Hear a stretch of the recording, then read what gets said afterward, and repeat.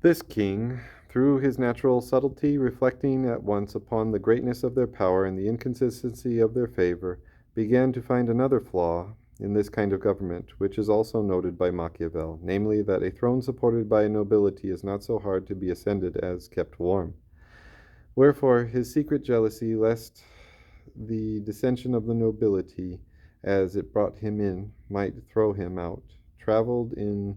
ways undiscovered by them unto ends as little foreseen by himself, while to establish his own safety he, by mixing water with their wine, first began to open these sluices that have since overwhelmed not the king only, but the throne. For whereas a nobility striketh not at the throne, without which they cannot subsist, but at some king that they do not like, popular power striketh through the king at the throne, as that which is incompatible with it. Now that Panurgus, in abating the power of the nobility, was the cause whence it came to fall into the hands of the people, appears by those several statutes that were made in his reign, as that of for population, those against retainers, and that for alienations. By the statute of population, all houses of husbandry that were used with 20 acres of ground and upwards were to be maintained and kept up forever, with the competent proportion of land laid to them, and in no wise, as appears by a subsequent statute, to be severed. By which means the houses being kept up did of necessity enforce dwellers, and the proportion of land to be tilled being kept up did of necessity enforce the dwellers not to be a beggar or a cottager, but a man of some substance, that might keep friends and servants, and set the plough on going.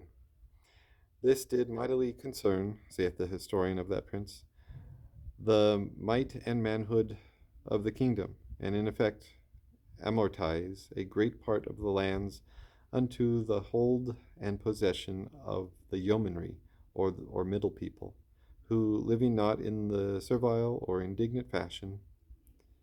were much unlinked from dependence upon their lords, and living in a free and plentiful manner, became a more excellent infantry, but such an one upon which the lords had so little power.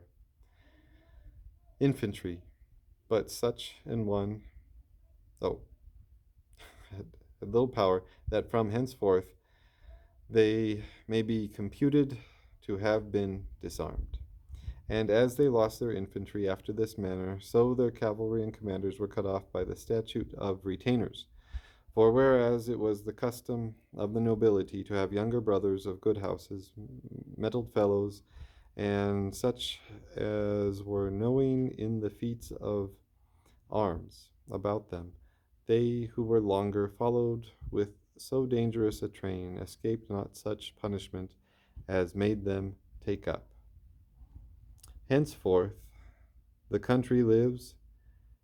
and great tables of the nobility, which no longer nourished veins that would bleed for them, were fruitless and loathsome till they changed the air, and the princes became courtiers, where their revenues, never to have been exhausted by beef and mutton, were found narrow, whence followed rackings of rents, and at length sale of lands,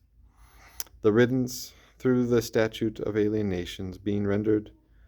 far more quick and facile than formerly it had been, but the new invention of entails.